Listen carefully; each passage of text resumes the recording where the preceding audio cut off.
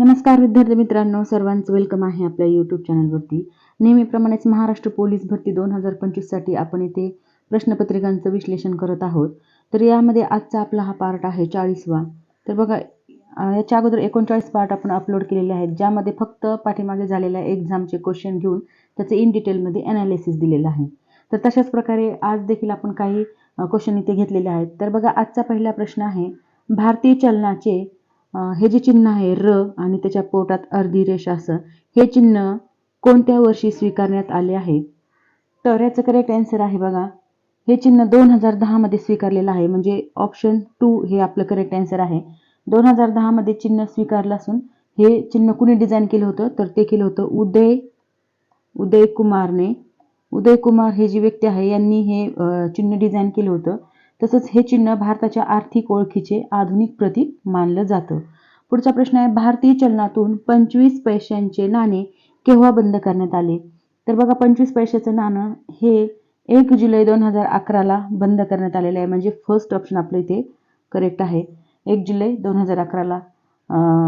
कारण कायदेशीर चलन राहिलं नाही तेव्हापासून हे, म्हणजे तेव्हा बंद करण्यात आलं. कमी खरेदी क्षमता असल्यामुळे, तसंच व्यवहारात अप्रासंगिकता, हे वेगवेगळे कारण होते त्याचं बंद करण्यासाठीचं, म्हणून ते बंद करण्यात आलेलं आहे. पुढचा प्रश्न पाहूया, भारतीय रुपयाचे पहिल्यांदा अवमूल्यन केव्हा झाले? तर बघा, भारतीय रुपयाचे अवमूल्यन झालेलं आहे 1949 मध्ये पहिल्यांदा. म्हणजे फोर्थ ऑप्शन आपलं करेक्ट आहे. 1949 साली काय झालं, रुपयाचे अवमूल्यन करण्यात आलं. कारण काय काय होती? तर निर्यात वाढवण्यासाठी अशा प्रकारे अवमूल्यन करण्यात आलं, हे एक कारण होतं. तसंच तुटीचा ताळेबंद करणं, तसंच सुधारणा करणं आणि विदेशी भांडवल आकर्षित करणं, हे असे प्रमुख काही हेतू होते आणि त्यासाठी आपण हे अवमूल्यन करण्यात आलेलं आहे. पुढचा प्रश्न पाहूया, कोणती संस्था जागतिक बँकेची अल्पव्याजी कर्ज खिडकी म्हणून ओळखली जाते? तर याचं करेक्ट आन्सर आहे IDA. म्हणजे फर्स्ट ऑप्शन आपलं करेक्ट आहे. तर IDA ही जागतिक बँकेची उपसंस्था आहे. तसंच सर्वात गरीब देशांना अत्यल्प व्याजदरावर दीर्घकालीन कर्ज देत असते ही बँक, म्हणूनच तिला अल्पव्याजी कर्ज खिडकी म्हटलेलं आहे. तर बघा, पुढचा प्रश्न आहे, जागतिक व्यापार संघटना म्हणजेच WTO करार केव्हा अंमलात आलेला आहे? तर WTO म्हणजे काय? तर वर्ल्ड ट्रेड ऑर्गनायझेशन. हा करार अंमलात आलेला आहे 1 जानेवारी 1995ला. म्हणजे थर्ड ऑप्शन आपलं इथे करेक्ट आहे, वर्ल्ड ट्रेड ऑर्गनायझेशन.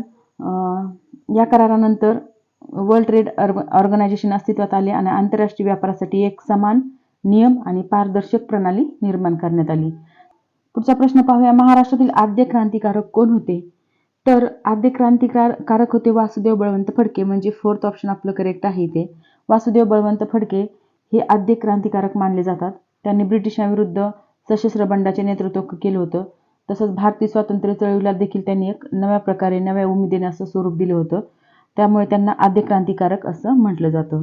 पुढचा प्रश्न पाहूया, संयुक्त महाराष्ट्र समितीची स्थापना कोणत्या ठिकाणच्या संमेलनामध्ये करण्यात आली होती?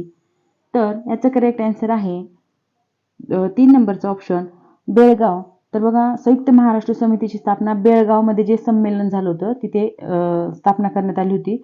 मराठी भाषिकांच्या एक संघ महाराष्ट्राच्या मागणीसाठी ही संघटना प्रभावीपणे नेतृत्व देणारी ठरली होती. पुढचा प्रश्न पाहूया, मुंबई आणि महाराष्ट्र यांच्यातील नाते वर्णन करताना जशी गरुडाला पंख आणि वाघाला नख असे वर्णन कोणत्या कवीने केले? तर याचा करेक्ट आन्सर आहे सेकंड ऑप्शन, अण्णाभाऊ साठे. अण्णाभाऊ साठेंनी मुंबई आणि महाराष्ट्र यांचे नाते व्यक्त करताना गरुडाला पंख, वाघाला नख हे वर्णन अण्णाभाऊ साठे यांनी केलं होतं. कारण संयुक्त महाराष्ट्र चळवळीतील हे प्रभावी घोषवाक्य देखील ठरलं होतं तेव्हाच्या काळात. अशा प्रकारे संयुक्त महाराष्ट्रासाठी भरपूर जणांनी प्रयत्न देखील केले होते. पुढचा प्रश्न पाहूया, 1920 मध्ये डॅश डॅश यांनी कम्युनिस्ट पार्टी ऑफ इंडियाची स्थापना केली. तर बघा, कम्युनिस्ट पार्टी ऑफ इंडियाची स्थापना कोणी केली होती? तर याचं करेक्ट आन्सर आहे M.N. रॉय. म्हणजेच 3 नंबरचा जो पर्याय आहे आपला, तो आपला करेक्ट आहे. M.N. रॉय यांनी 1920 मध्ये ताशकंद येथे कम्युनिस्ट पार्टी ऑफ इंडियाची स्थापना केली होती. कुठे केली होती हे पण लक्षात असू द्या, ताशकंद येथे अशा प्रकारे कम्युनिस्ट पार्टी ऑफ इंडियाची स्थापना करण्यात आली होती. आणि भारतीय आणि आंतरराष्ट्रीय कामगार चळवळीत त्यांचे योगदान देखील महत्त्वाचं होतं. पुढचा प्रश्न पाहूया,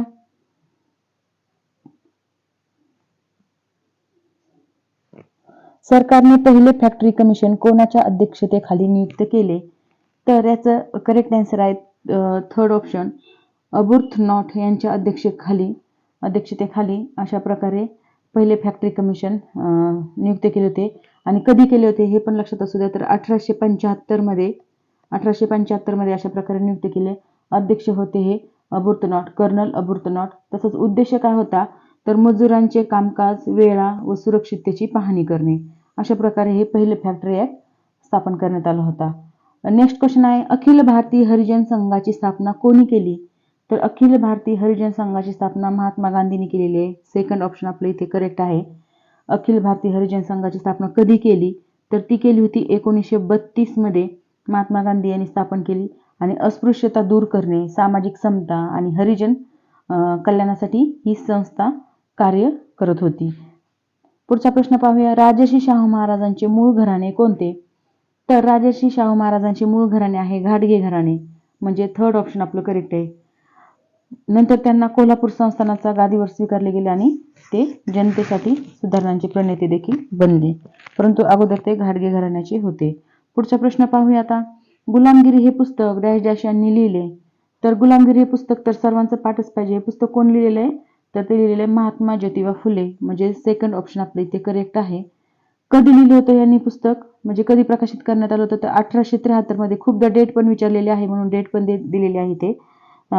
जातीनिष्ठ गुलामी, सामाजिक अन्याय आणि ब्राह्मणवादी वर्चस्वाविरोधात याच्यामध्ये विचार मांडलेले होते. तर अशा प्रकारे गुलामगिरी पुस्तक खूप छान आहे, वाचलं पाहिजे प्रत्येक ॲस्पिरंटने. पुढचा प्रश्न पाहूया, लोकसेवेसाठी कर्वे यांनी डॅश डॅश संस्थेची स्थापना केली. तर कोणती संस्था होती ती? निष्काम कर्ममठ, म्हणजे फोर्थ ऑप्शन आपलं इथे करेक्ट आहे. निष्काम कर्ममठ कोणी केली होती? महर्षी धोंडो केशव कर्वे असं पण म्हणतो आपण. यांनी लोकसेवा, शिक्षण, समाज यासाठी निष्काम कर्ममठ स्थापन केलं होतं. निस्वार्थी समाजकार्य आणि स्त्री शिक्षणाचा प्रसार करणे हे त्यांचा मुख्य उद्देश होता. तर अशा प्रकारे त्यांनी निष्काम कर्ममठाची स्थापना केली होती. पुढचा प्रश्न पाहूया, डोंगरीच्या तुरुंगातील 101 दिवस हे पुस्तक कोणी लिहिले? तर ह्याचं करेक्ट आन्सर आहे थर्ड ऑप्शन आगरकर. आगरकरांनी हे पुस्तक लिहिलेलं आहे, डोंगरीच्या तुरुंगातील 101 दिवस. हे पुस्तक न्यायवादी पत्रकार गोपाळ गणेश आगरकर यांनी लिहिलेलं आहे. आगरकर खूप न्यायवादी होते. तुरुंगातले त्यांनी त्यांचे अनुभव आणि विचार परिवर्तन यात वर्णन केलेलं आहे या पुस्तकामध्ये. म्हणजे त्यांच्या त्या तुरुंगात आलेले त्यांना एक्सपिरियन्स जो होता तो एक्सपिरियन्स त्यामध्ये त्याचा समावेश केलेला आहे. मित्रांनो, आपण जे इथे क्वेश्चन घेत आहोत ते खूप म्हणजे छान आणि खूपदा एक्झामला आलेले क्वेश्चन किंवा इम्पॉर्टंट क्वेश्चनच घेत आहोत. एकदम साधे क्वेश्चन आपण इथे घेतलेले नाहीत, पण रिपीट होणारे क्वेश्चन किंवा जे इम्पॉर्टंट वाटतात ते क्वेश्चन आपण इथे घेतलेले आहे. भरपूर अभ्यासावरून असे क्वेश्चन इथे आपण घेतलेले आहे. तर व्हिडिओ शेवटपर्यंत पाहत चला, जेणेकरून तुम्हाला नक्की याचा फायदा होणार आहे. आणि याची जर PDF हवी असेल तुम्हाला तर आपलं टेलिग्राम चॅनल तुम्ही जॉईन करू शकता. त्यामध्ये याची PDF पण भेटेल आणि वेगवेगळी स्पर्धा परीक्षेबद्दलची माहिती पण तुम्हाला टेलिग्राम चॅनलवर भेटेल. त्याची लिंक डिस्क्रिप्शन बॉक्समध्ये दिलेली आहे. पुढचा प्रश्न पाहूया, सह्याद्री पर्वताची महाराष्ट्रातील लांबी किती किलोमीटर आहे? तर बघा, सह्याद्री पर्वताची महाराष्ट्रातील लांबी आहे 420 किलोमीटर, म्हणजे फर्स्ट ऑप्शन आपले इथे करेक्ट आहे. 420 किलोमीटर. म्हणजे ही लांबी मोजून पाहिलेली काय, तर ती अंदाजे असते, मॅपवरून घेतलेली असते, सॅटेलाईटवरून सॉरी. ही रांग किनारी घाटमाथ्यावर पसरलेली असून राज्याचं काय भौगोलिक रचनेत महत्त्वाची भूमिका बजावते सह्याद्री पर्वतरांग. सह्याद्री पर्वत आपला एक म्हणजे छान प्रकारे असा उभा आहे आणि भरपूर आपल्याला त्याचा भौगोलिकदृष्ट्या नैसर्गिकदृष्ट्या खूप सारा फायदा देखील आहे आणि एक जलविभाजक म्हणून पण आपला तो काम करत असतो. पुढचा प्रश्न पाहूया, अस्तंबा शिखर महाराष्ट्राच्या कोणत्या जिल्ह्यात आहे? तर अस्तंबा शिखर हा महाराष्ट्राच्या नंदुरबार जिल्ह्यात आहे, म्हणजे थर्ड ऑप्शन आपल्या इथे करेक्ट आहे. बघा, पुढचा प्रश्न आहे, खालीलपैकी कोणती नदी गोदावरीच्या उजव्या बाजूची उपनदी आहे? तर गोदावरीच्या उजव्या बाजूची उपनदी आहे मांजरा नदी. फर्स्ट ऑप्शन आपलं करेक्ट आहे इथे. मांजरा नदी गोदावरीच्या उजव्या बाजूची महत्त्वाची उपनदी आहे. महाराष्ट्रातून कुठे वाहते ही? तर मराठवाडा जो भाग आहे त्या भागातून वाहत ही नदी जाते. पुढचा प्रश्न पाहूया, खालीलपैकी कोणत्या नदीच्या खोऱ्यात एलदरी व सिद्धेश्वर धरणे बांधलेली आहेत? तर याचं करेक्ट आन्सर आहे पूर्णा नदी, म्हणजे थर्ड ऑप्शन आपल्याला करेक्ट आहे. एलदरी धरणावर खूपदा प्रश्न विचारलेला आहे, सिद्धेश्वर धरणावर देखील खूपदा प्रश्न विचारलेला आहे. एलदरी धरण कोणत्या नदीवर आहे, सिद्धेश्वर धरण कोणत्या नदीवर आहे, अशा प्रकारे प्रश्न खूपदा विचारलेला आहे. त्यामुळे आपण जे इम्पॉर्टंट क्वेश्चन आहेत ते घेतलेले आहेत. बघा, येलदरी आणि सिद्धेश्वर हे दोन्ही धरणं पूर्णा नदीच्या खोऱ्यात आहेत आणि या धरणामुळे सिंचन, पाणी पुरवठा तसंच जलसंधारणाला मोठा हातभार लागलेला आहे. पुढचा प्रश्न पाहूया. पर्जन्य छायेच्या प्रदेशामध्ये डॅश डॅशचे स्थान आहे. पर्जन्य छायेचा प्रदेश म्हणजे काय? तर जो सह्याद्री पर्वत आहे आपल्या महाराष्ट्रामध्ये, इथे मी सांगत आहे, इकडे लक्ष द्या. जो महाराष्ट्र आहे हा, तर इथे सह्याद्री पर्वत आहे. जेव्हा नैऋत्य मान्सून वाऱ्यामुळे आपल्याला पाऊस सुरू होतो, तेव्हा इथे कोकणामध्ये पाऊस भरपूर पडतो आणि हा सह्याद्री पर्वत ओलांडून इकडे जेव्हा पाऊस येतो अशा प्रकारे, तर ह्या सह्याद्री पर्वतामुळे ह्याची जी पर्जन्य छाया म्हणजे एक प्रकारची सावली समजा, तर इथून वरती ढगत जातात आणि जेव्हा खाली खाली उतरायला लागतात तेव्हा त्याचं पाणी धरून ठेवण्याची क्षमता कमी होते आणि त्यामुळे इथे पाऊस कमी पडतो ह्या पर्जन्य छायेच्या प्रदेशामध्ये. त्याला आपण पर्जन्य छायेचा प्रदेश असं म्हणतो. तर वाई हा प्रदेश जो आहे तो पर्जन्य छायेच्या प्रदेशामध्ये येतो, म्हणजे सेकंड ऑप्शन आपलं करेक्ट आहे. इथे पावसाचं प्रमाण खूप कमी असतं, कारण पश्चिम घाटामुळे पूर्वेकडील भाग जो असतो हा कोरडा राहिलेला असतो.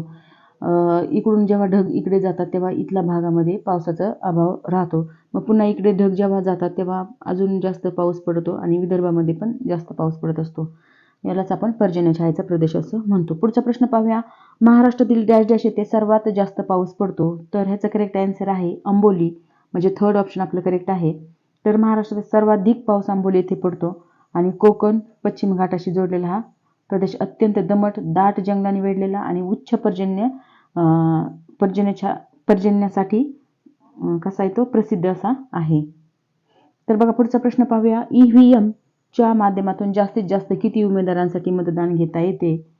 तर याचं करेक्ट आन्सर आहे 64, म्हणजेच फोर्थ ऑप्शन. बघा EVM तर याच्या माध्यमातून 64 व्यक्तीचं मतदान घेता येतं.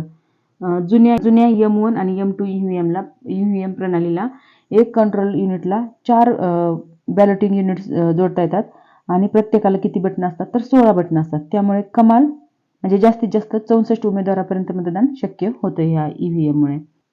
मग पुढचा प्रश्न आहे. खालीलपैकी कोण अखिल भारतीय सेवांचे जनक म्हणून ओळखले जातात? तर इथे जनक झालं, हे जनक आहे शब्द, जनक. कोण आहेत? तर ते आहेत वल्लभभाई पटेल, म्हणजे सेकंड ऑप्शन आपलं करेक्ट आहे. कारण वल्लभभाई पटेल यांनी अखिल भारतीय सेवांचं जनक म्हणून ओळखलं जातं. त्यांनी IAS आणि IPS सारख्या अखिल भारतीय सेवांची पायाभरणी केली. तसंच प्रशासकीय एकसंधता मजबूत करण्यासाठी देखील त्यांनी भरपूर प्रयत्न केले होते, म्हणून त्यांना अखिल भारतीय सेवांचे जनक म्हटलं जातं.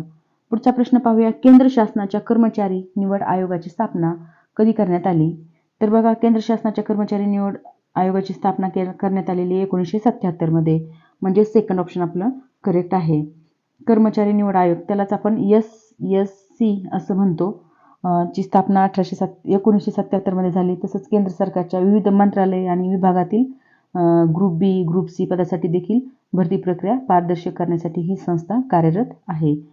पुढचा प्रश्न पाहूया. भारतरत्न पुरस्कार प्राप्त करणारी पहिली बिगर भारतीय म्हणजे अभारतीय व्यक्ती कोण? तर ही आहे खान अब्दुल गफार खान, म्हणजे थर्ड ऑप्शन आपलं करेक्ट आहे. तर खान अब्दुल गफार खानने अशा प्रकारे पहिली व्यक्ती आहे जी बिगर भारतीय पण आहेत आणि ज्यांनी भारतरत्न पुरस्कार देखील प्राप्त केलेला आहे. बघा मित्रांनो, वायफळ बडबड तसंच एकदम कमी टायमामध्ये भरपूर नॉलेज देण्याचा हा आपला एक हेतू आहे. वायफळ बडबड टाळून किंवा उगा टाइमपास करायचं म्हणून केलेलं नाही, तर एकदम डिटेलमध्ये तुम्हाला क्वेश्चनचं इथे अनालिसिस दिलेला आहे. क्वेश्चन खूप इम्पॉर्टंट आहेत. ज्यांनी व्हिडिओ शेवटपर्यंत पाहत आहेत त्यांच्या नक्कीच लक्षात येणार आहे की व्हिडिओ कोणत्या क्वालिटीचे आहेत. तर व्हिडिओ आवडत असतील तर नक्की लाईक करत चला, जास्तीत जास्त तुमच्या फ्रेंडला पण शेअर करा आणि बेल आयकॉनवर प्रेस करत चला, जेणेकरून नवीन नवीन व्हिडिओची तुम्हाला अपडेट भेटून जाईल. आणि जास्तीत जास्त शेअर करा. व्हिडिओ आवडला असेल तर नक्कीच सबस्क्राईब पण करा. Thank you very much.